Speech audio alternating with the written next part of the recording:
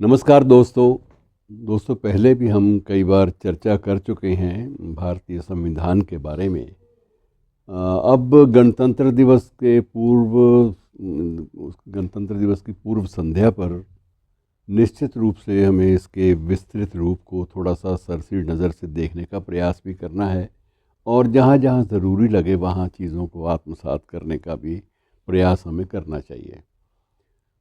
आज का विषय बिल्कुल लीक से हटके है। उसमें संविधान की धाराओं या संविधान के जो उसकी जो प्रस्तावना है, प्रस्तावना के पीछे की फ़िलॉसफ़ी है, दर्शन है, उस बारे में ज़्यादा बातचीत नहीं करेंगे। आज हम सिर्फ उस व्यक्ति के बारे में बात करेंगे जिसने हाथ से पहली बार हस्तलिखित प्रति इसकी तैयार की, हाथ से लिखा सारा का सारा संविधान।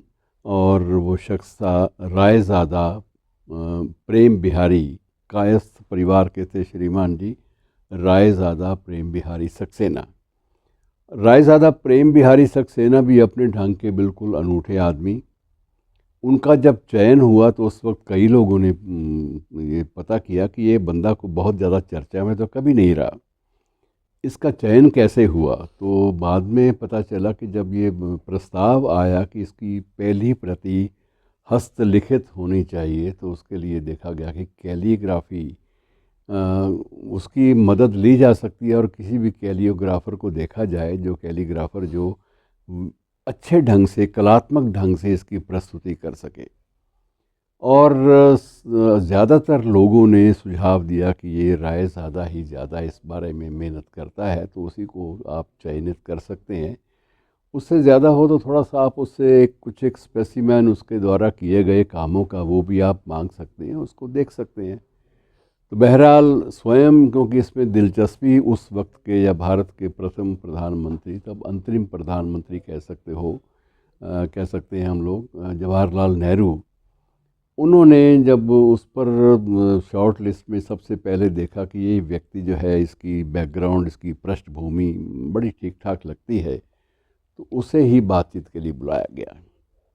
अब उससे जब तक औपचारिक बात शुरू नहीं हुई तब तक उससे ये भी पूछा गया कि श्रीमान जी आपको इस तरफ शौक़ कैसे लगा। तो उसने कहा जी मेरा ये शौक़, मेरा ये पुश्तैनी है। मेरे दादा एक्चुअली बहुत बड़े कैलीग्राफर थे और उन्होंने ही उनको देख देख कर ही मुझे भी शौक़ जगा और उन्होंने मुझे इस कला में इतना निपुण कर दिया कि मुझे लगा कि मैं वास्तविक दरअसल उन्हीं के पद चिन्हों पर चलने का एक ईमानदाराना प्रयास मैं कर सकता हूँ। मुझे भी ये था कि जो दादा हैं कम से कम उतना तो मैं सफलता जीवन में अर्जित करूँ उसी क्षेत्र में सही।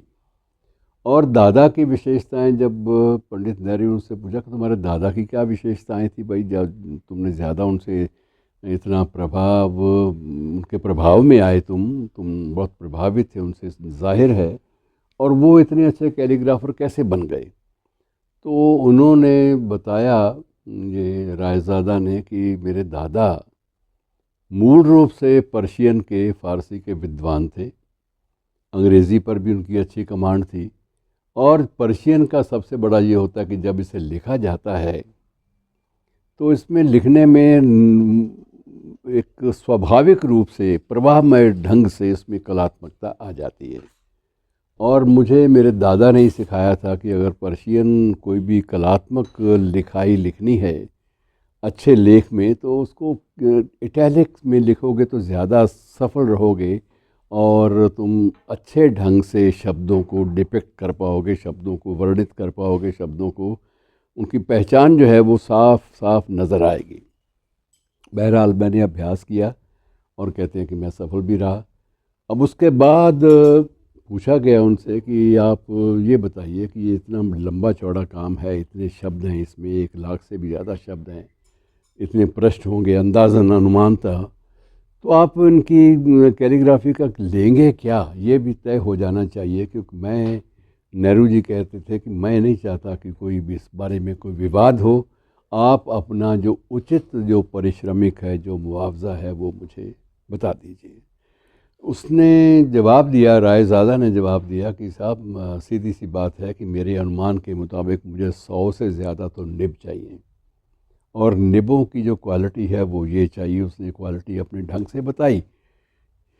ये मुझे चाहिए और मुझे अकेला कमरा चाहिए जिसमें बैठ के मैं ये काम कर सकूं, क्योंकि ये बड़ी कंसंट्रेशन मांगता है। इसमें कोई भी व्यवधान हो, ध्यान बांटने की कोशिश हो तो वो चीज़ें नहीं चलती।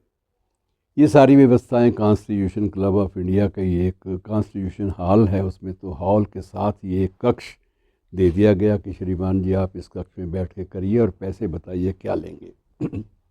उसका सीधा सपाट जवाब था कि 1 पाई, उन दिनों पाई चलती थी, अब तो नहीं चलती, कि 1 पाई भी नहीं लूँगा।